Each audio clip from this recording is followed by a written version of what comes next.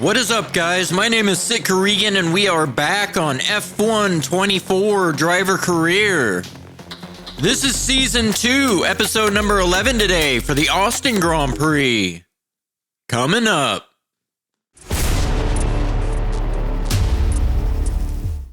So we are coming off a race around Azerbaijan. Go check out that episode first if you haven't seen it yet before you see this one, where I came off a rough qualifying session where I really struggled for pace, so I decided to take some grid penalties and start from the back of the field.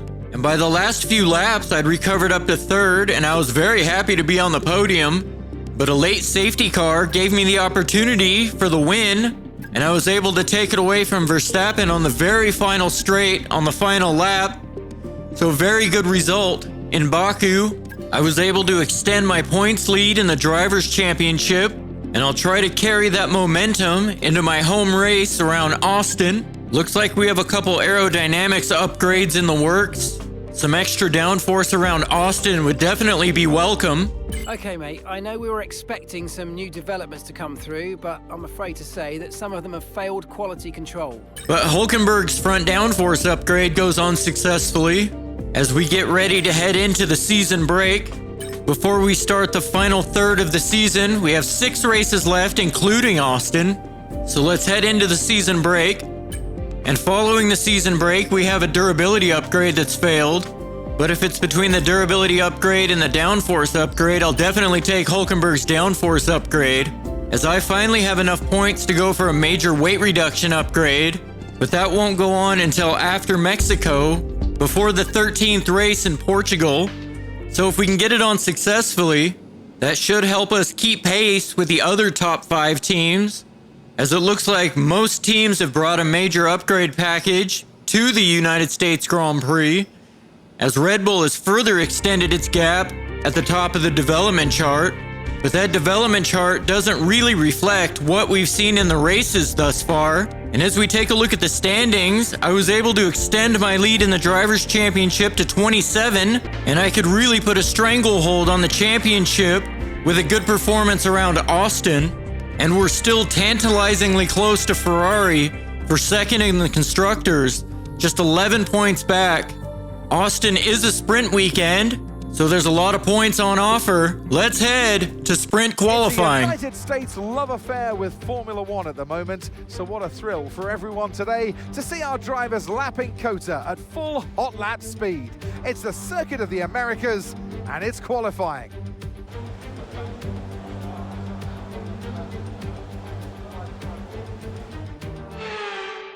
So as I make my way through the triple apex right-hander of 16, 17, and 18 in SQ1, it's been a reasonably clean lap as I catch a little bit of understeer through turn 19. I was playing that a little bit cautious on my first run. To the line. Right, we're right on the cusp now. We've been pushed down to P11. And that's good enough for second for the moment, and good enough to see us through in third. A little over 2/10 off Verstappen, who's setting the pace early. And our teammate also makes it through SQ1 in 13th. A little bit off the pace, but I'm happy to see that he's made it through into the second part of qualifying. And no real surprises, as both Kick Saubers, both Williams, and Ocon in the Alpine are knocked out of SQ1. And as I make my way through on my final run of SQ2, I felt like I needed to go again after making a very big mistake in the final corner. I am currently sitting in provisional pole, but I felt like I needed a stronger run, and this lap felt a lot stronger. Really felt like I was getting dialed into the circuit after a couple runs in SQ2, and that is good enough to see us through into SQ3 in first. Our teammate, unfortunately, is knocked out down in 13th, so he'll have quite a hill to climb to make it into the points. All clear the garage, please. Cars ready to leave. And as I head into my final run on SQ3, I was thrown a major curveball. I made a mistake on my first lap and backed out of it, went back to the pits, came back out, and it was raining. And the conditions were not good at all, as I lost nearly half a second in the first corner, and I'm sliding all over trying to get on the power, and I'm going to end up making a big mistake and having to back out of the lap. and the Red Bulls ended up dominating the session. I'm gonna have to dig myself out of a hole. Let's head to the sprint. So it's all about speed in today's sprint. Not very many laps and no chance to get ahead on strategy. Who here today has the raw skill to take them to the top? Off the back of a fantastic qualifying session, it's time to see how our starting grid looks for today's sprint. Sergio Perez will lead us away from pole position, and Max Verstappen lines up alongside. Looking down the rest of the grid, we have Hamilton, Russell, Fernando Alonso, Oscar Piastri, Leclerc, Norris, Tsunoda, Haas, Stroll, Sainz, Hülkenberg, Gasly, Ricciardo, Albon, Ocon, Bottas, Joe, and Logan Sargent.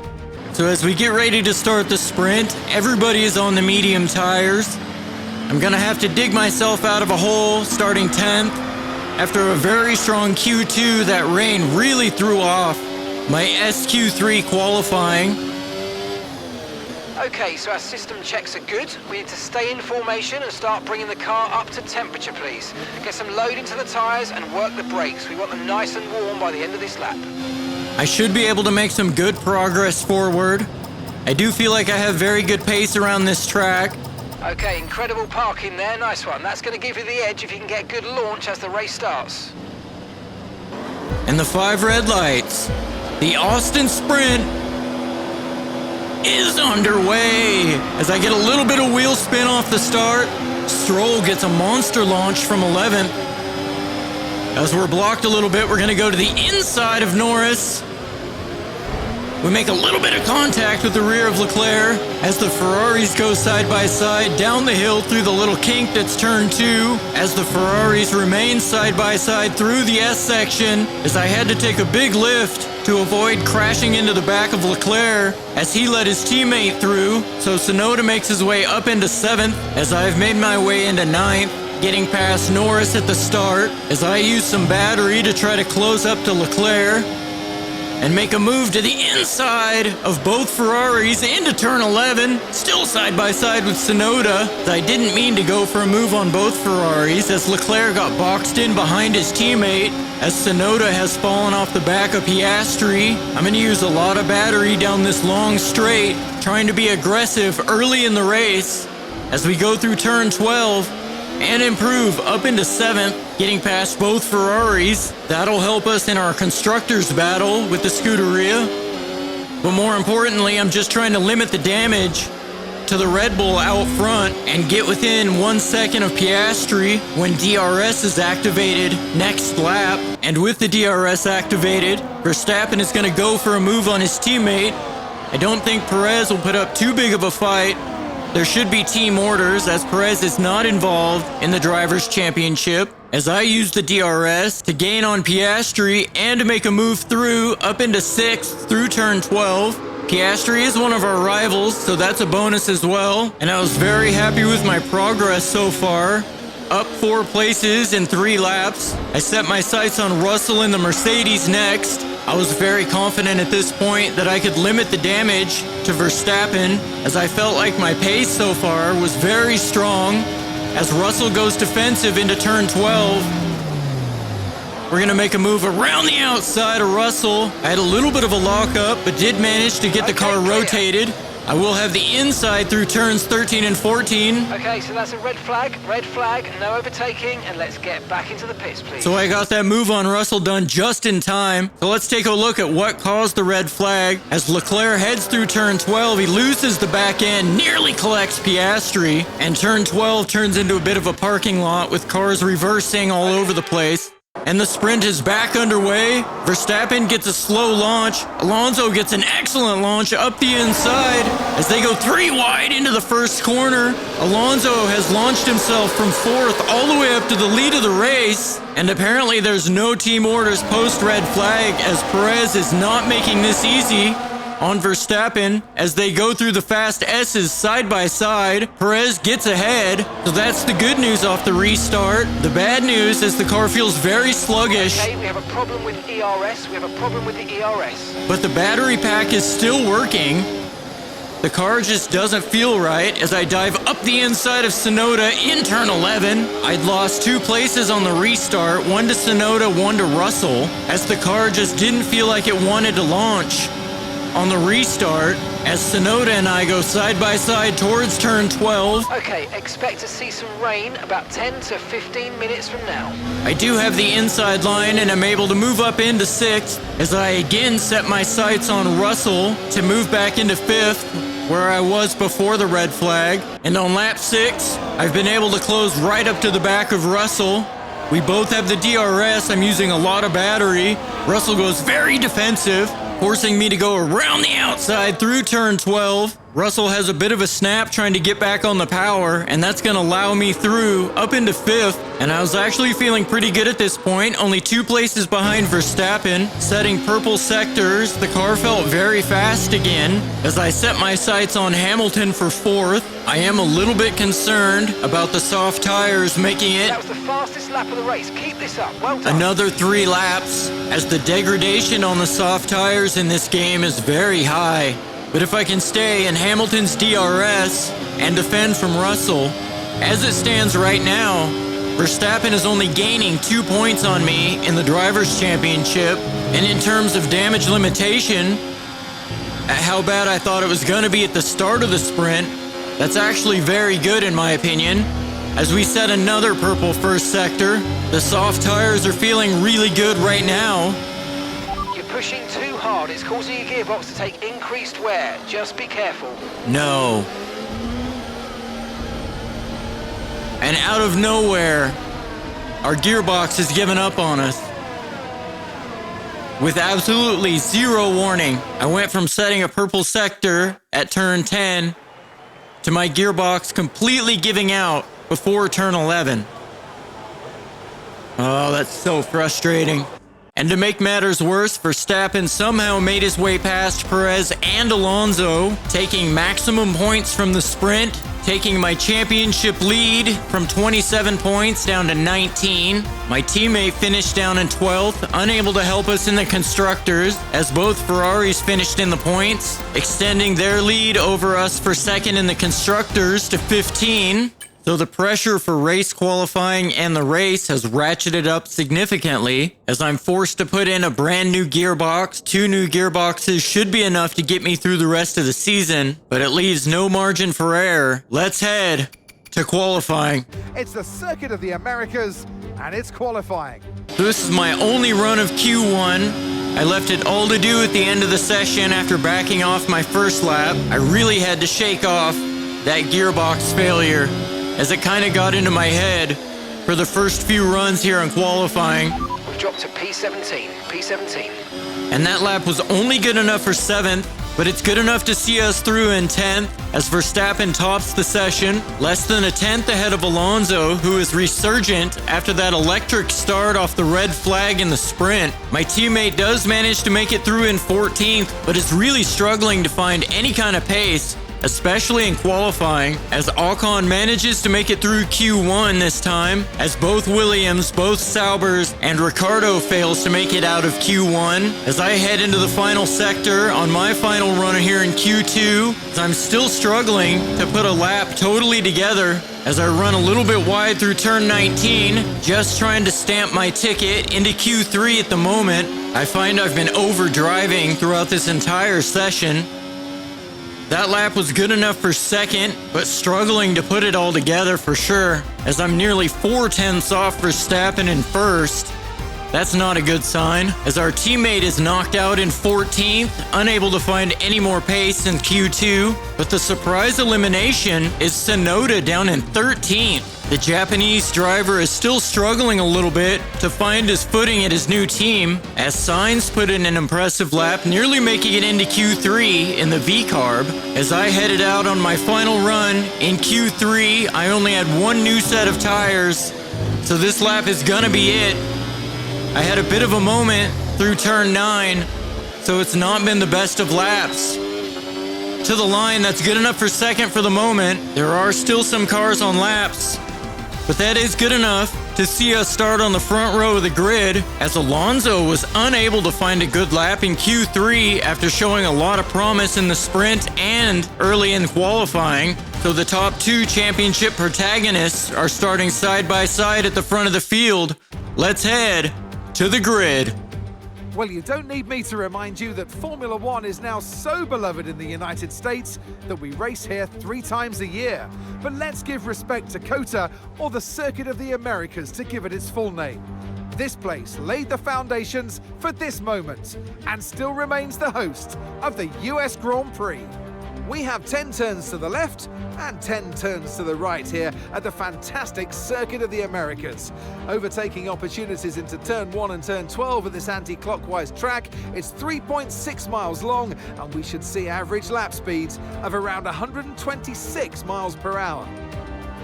It's time to see how our drivers are stacking up after yesterday's exciting qualifying session. Max Verstappen put in a fantastic lap yesterday, and he'll start from pole position, and a Haas alongside. Moving on to the rest of the grid, we have Perez, Leclerc, Hamilton, Russell, Norris, Stroll, Oscar Piastri, Fernando Alonso, Sainz, Ocon, Tsunoda, Hülkenberg, Gasly, Albon, Ricciardo, Bottas, Joe, and Logan Sargent. So as I head out on the formation lap, I'm going to do the medium-hard strategy. I shorten the medium stint a little bit, so hopefully, if I need to, I can come in and get an undercut on Verstappen. Still don't know how long the medium tires will last. Right, let's get the car up to temperature on this lap, please. We're learning the gears, so let's go through them all if you can. As we ended up only using the mediums for half the sprint, as we switched to the softs after the red flag interruption, and we only had 2 laps after that when our gearbox gave out. So tire deg around here is still a mystery. Parking there, nice one. That's going to give you the edge if you can get good launch as the race starts. And the 5 red lights. The United States Grand Prix is underway. We had a decent amount of hold, a little bit of wheel spin off the start. Able to maintain our position on the inside. As Leclerc tries to go around the outside, we box him out through the first corner. So I've been able to hold on to second so far, but I was unable to mount any kind of attack off the launch on Verstappen, as he got away very clean, as I'm a little bit cautious through the fast S's and the first sector in general, as this is the first time I felt the car on heavy fuel. And the Red Bull in front of us is very quick, nearly a full second away already, as I'll also have to be mindful of Perez behind as he made his way past Leclerc, and the Red Bulls both showed that they had a lot of pace in the sprint, with Perez even managing to get ahead of Verstappen at several points during the sprint. So if I'm going to manage to keep Perez behind me, I'm going to have to find a way to stay within the DRS of Verstappen ahead, as Perez is already making his presence known as I run wide in turn 12.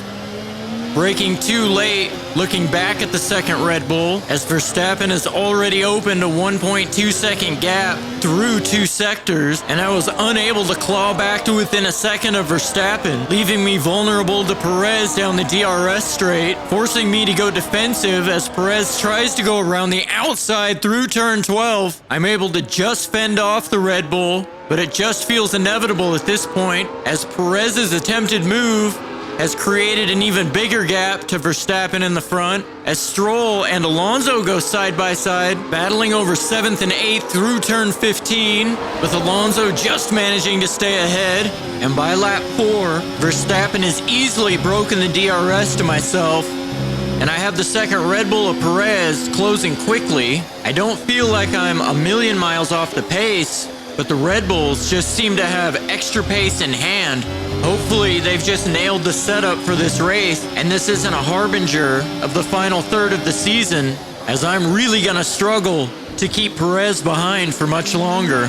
And I was able to fend off Perez for 2 more laps, but by lap 6, Perez is attacking down the main straight, forcing me to go defensive, And Perez is going to go all the way around the outside and easily through into turn 12. There was just nothing I could do there. He was able to stay close through sector 1, and by the time we got to the DRS straight, Perez was through, and on the next lap, Leclerc's pressure has forced me into a mistake at turn 1, giving Leclerc an opportunity up the inside as we go side by side through turn 2 into the S section. I do manage to keep him behind, but I took a lot out of my tires in the early part of this race trying to stay ahead of Perez, and that is leaving me vulnerable now to Leclerc and the Ferrari. I think this race is very much going to be damage limitation, as I just do not have the pace of the Red Bulls out front, and I can't afford to just burn through my tires trying to stay with them, as I have a bit of a slide as the tires just scream out in protest. And Mark has just warned me that the grip is falling away on the tires, just letting me know that I took too much out of them at the early part of the stint, but it's still a little bit too early to think about boxing, even for the hards.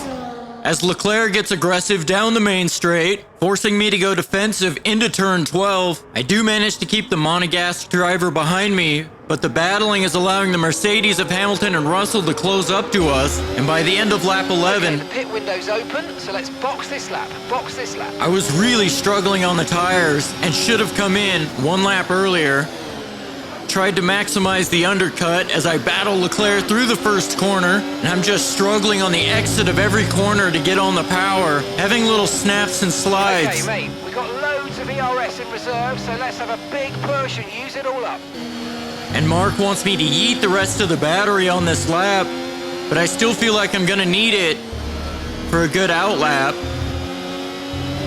And at the end of lap 12, we have managed to keep Leclerc behind us for one more lap, and that's also big in the constructors battle. As I dive into the pits, Leclerc continues on. It doesn't look like many other cars are coming in this lap, so the chance for an undercut is still on the table. There seems to have been a problem attaching the left front wheel. We need to try and put that behind us though and finish this race strong. So the chance for an undercut goes up in smoke. Pit strategy complete. See these tyres through to the end now.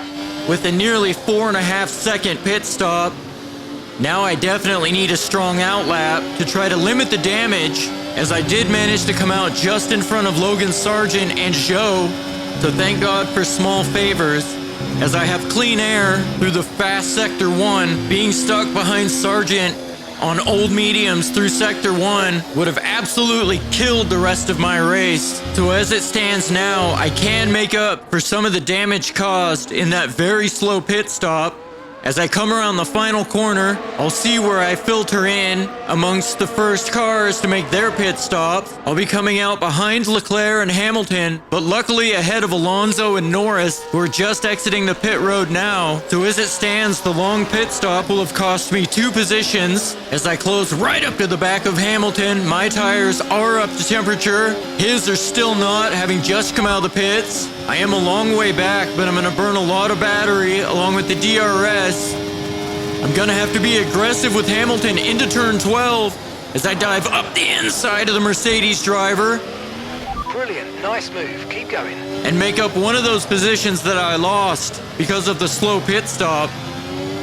As I set my sights on Leclerc ahead, just dancing around the edge of DRS range. I can't afford to let the Ferrari get away, as I set a purple Sector 1 in pursuit of the Ferrari, as these points are invaluable for both second in the constructors and to limit the damage to Verstappen, who is clearly dominating this race at the moment. I think third is the best that I can hope for at my home race, and I am bound and determined to get myself onto the podium and make up for the DNF in the sprint. And Leclerc decides not to go defensive, taking the racing line as we go side by side through turn 12.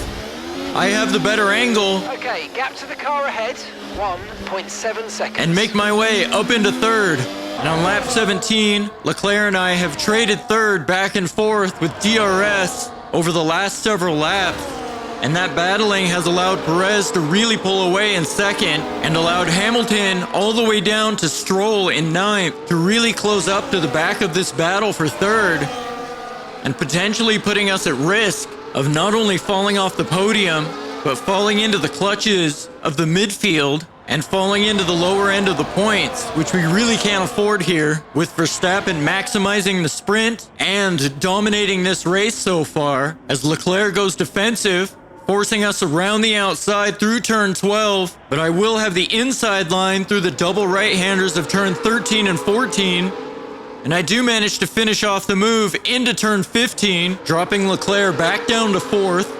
And on lap 19, I have managed to keep the Ferrari behind me and hold on to 3rd, as I have a huge moment in the uphill turn 9, nearly spin the car. Lap times are a little erratic at the moment. Let's try and close up the difference between them. And that gives Leclerc a big run on me into turn 11.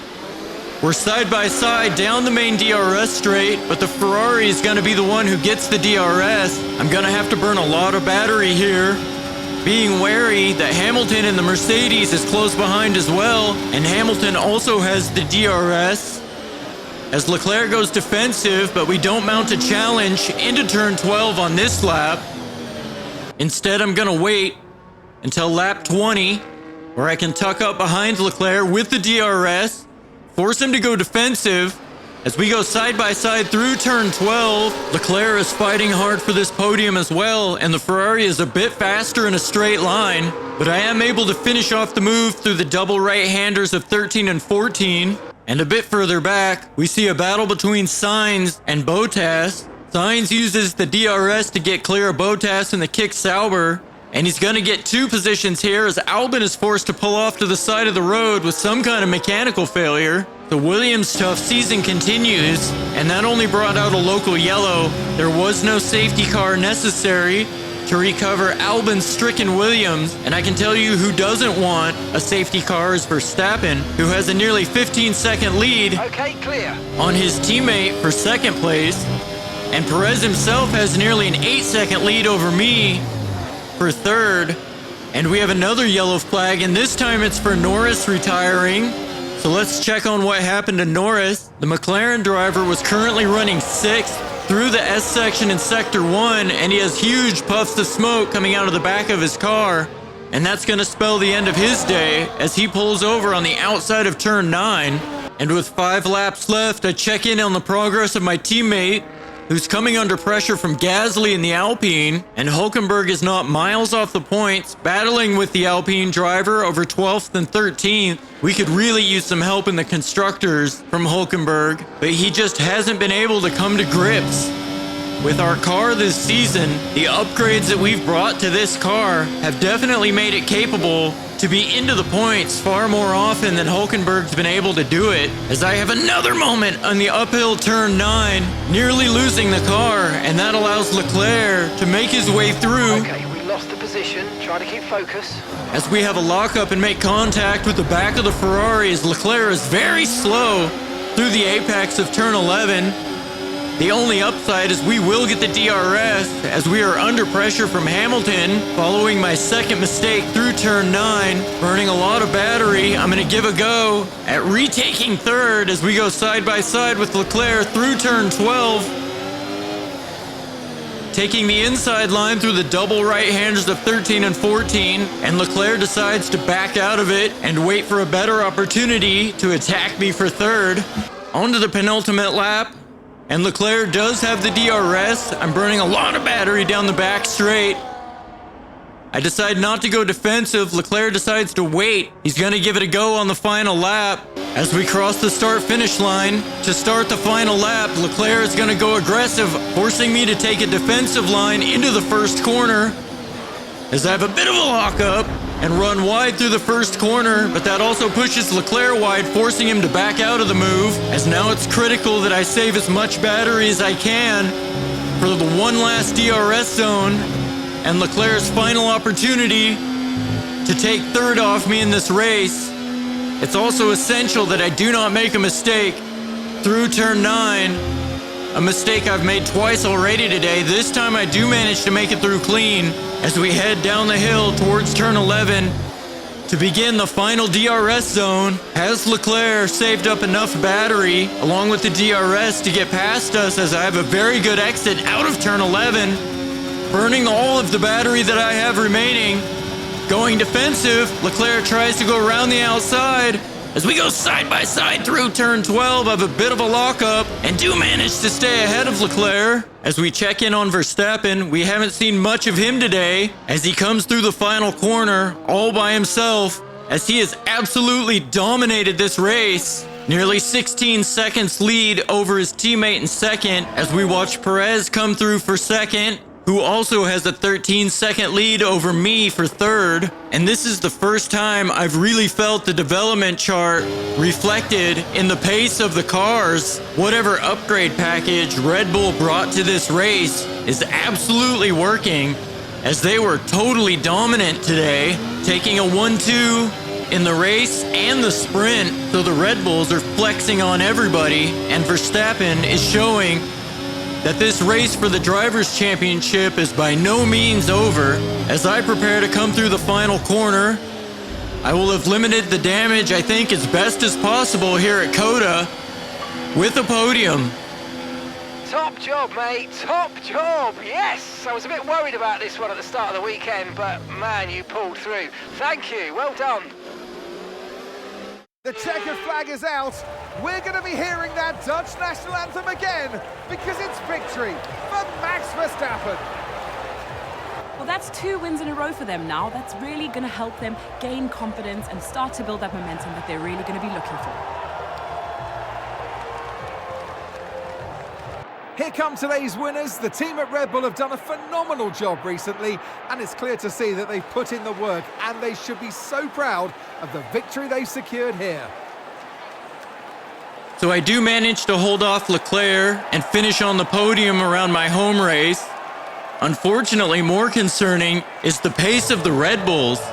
If they have that kind of pace the rest of the season, I don't know if I'm going to be able to cling on to this Drivers' Championship lead that I've built so far this season. Could very much be a Braun GP situation, where I have a very strong start to the season and then just try to cling on over the final few races of the season, as Verstappen takes maximum points from the sprint and the race, gouging 19 points out of my lead in the Drivers' Championship after my DNF in the sprint. And Leclerc and Tsunoda together managed to gain 2 points on me in the Constructors' Championship, as Hülkenberg was unable to pick up any points, as Verstappen narrows the gap in the Drivers' Championship to just 8 points, heaping the pressure on me as I pursue my first title over the last few races of the season, as Red Bull have basically put their stamp on the Constructors. But the battle for second is still open, as we now trail Ferrari by 13 points in the Constructors,